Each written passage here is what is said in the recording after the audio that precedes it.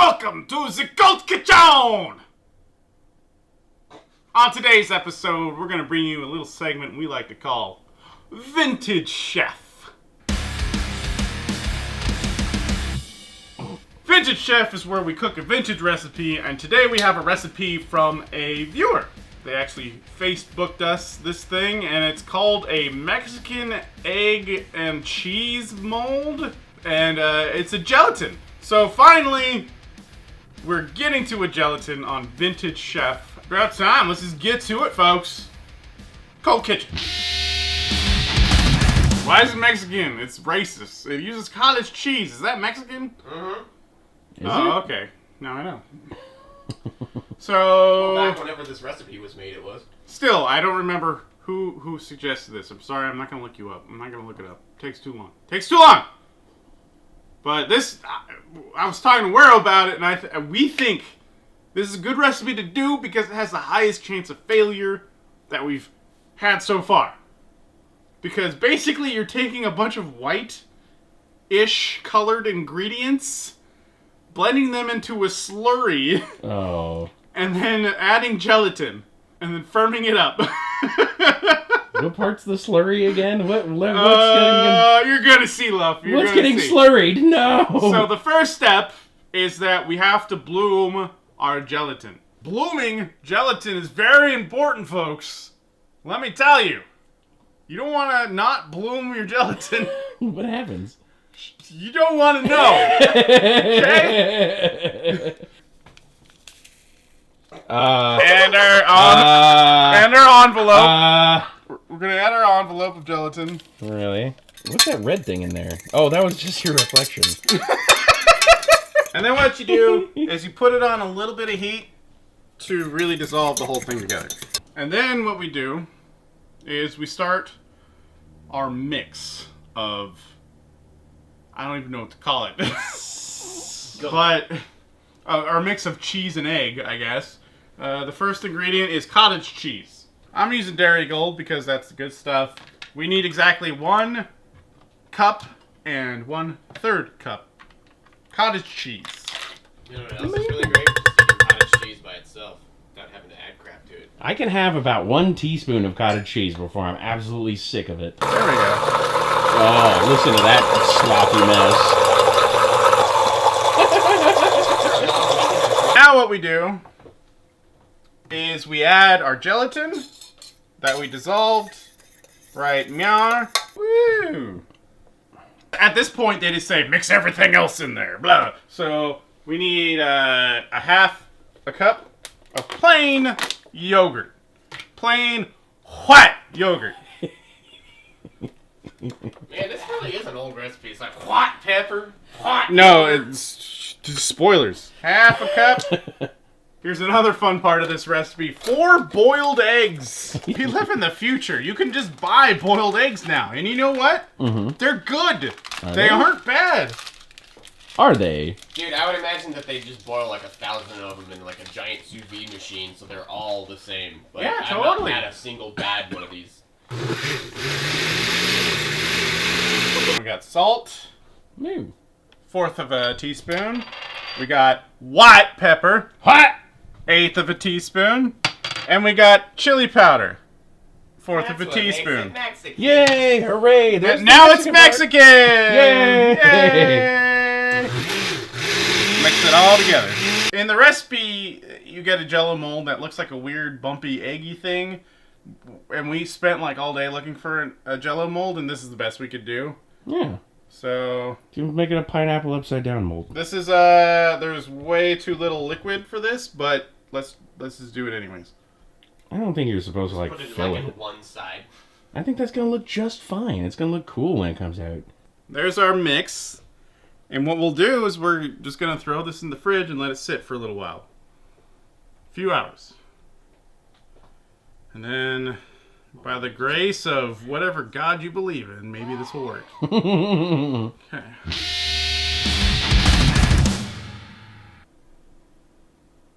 Here's what we made.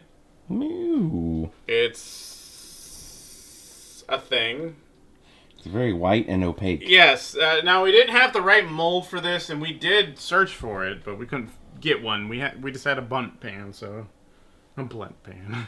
So we went with the blunt pan. Ooh. And here's what this looks like. It almost looks the texture of like Brunschweiger. Why does it have a vanilla smell? Did you get vanilla yogurt? No, I got plain yogurt. Okay. Look at this. If you're far enough away, Looks like a slice of mozzarella. Like it would look like a slice of chicken breast, right? Oh yeah. Yes, it does. You wouldn't even be able to tell from a distance. From a distance. Ah! I forgot how the rest of that song goes. And the jelly texture of it, like, I have to assume this is sort of like a version of tofu that they invented before tofu was really a thing. Or maybe it's because there's double gelatin in there. 2 packets. It is very wobbly.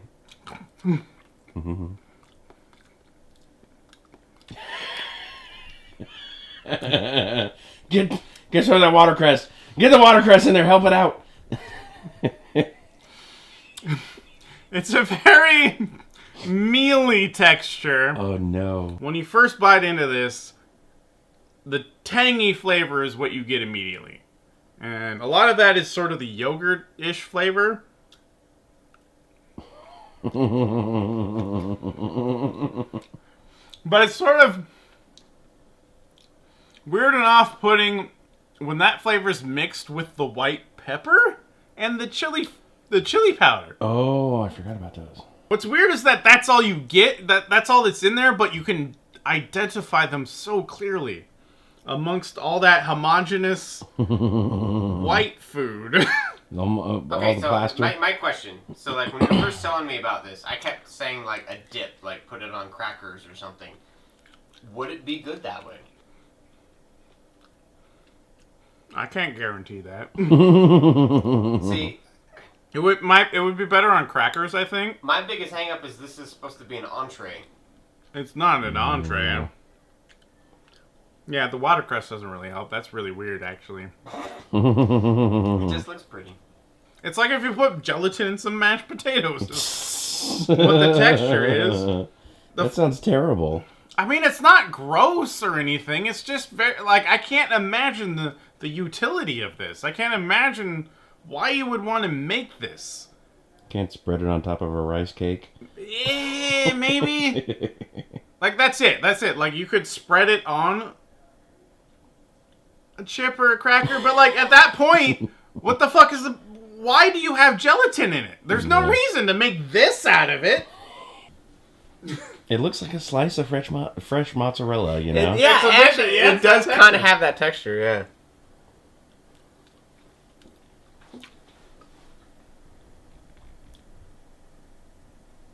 This tastes like cottage cheese with some other weird flavors that don't belong with it.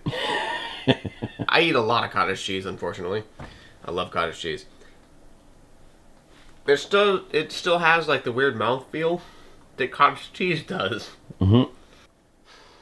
I like it. That hates everything. You're a freak, Wero. Good. What's wrong with you? I don't want to like it, but it's good. What's wrong with Yeah. you? Is it everything you hoped for? Yes. Oh, it's so floppy. Yeah, this is like, oh man, it's almost like Nickelodeon gack. Like it'll still come off on your fingers just a little bit, but not like it won't separate from the main mass. It's like flown. Yeah, seriously. Yeah, it smells of dairy, but like a nice savory kind of dairy.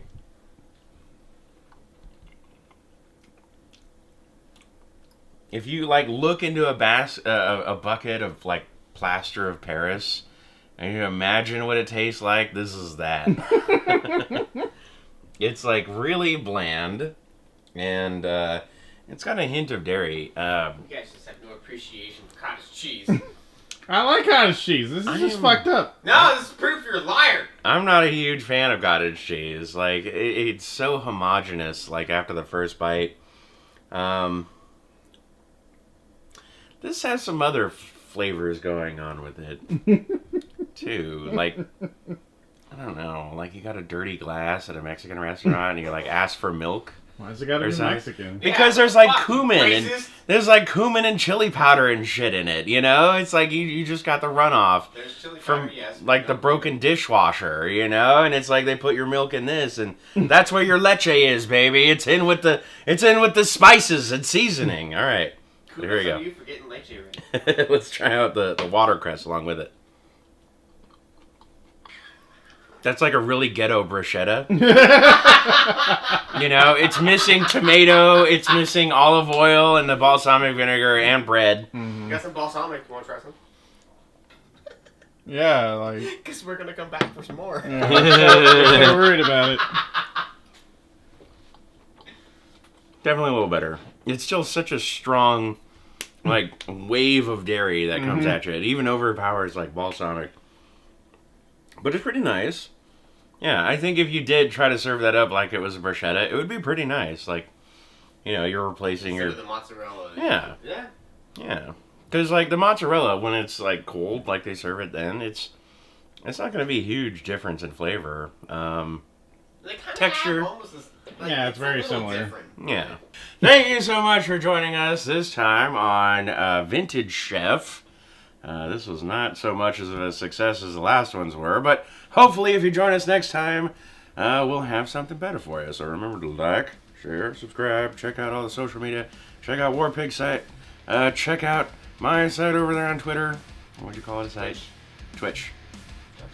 I have a Twitter too. Twitch.tv/LoafyMolasses. I'm Loafy Molasses on Twitter and Instagram. I gotta get the Instagram. But you know what? The second I do, I'm gonna come straight for you and be like, hey, Mr. or Mrs. somebody, check out my Instagram. Loafy doesn't know how to email.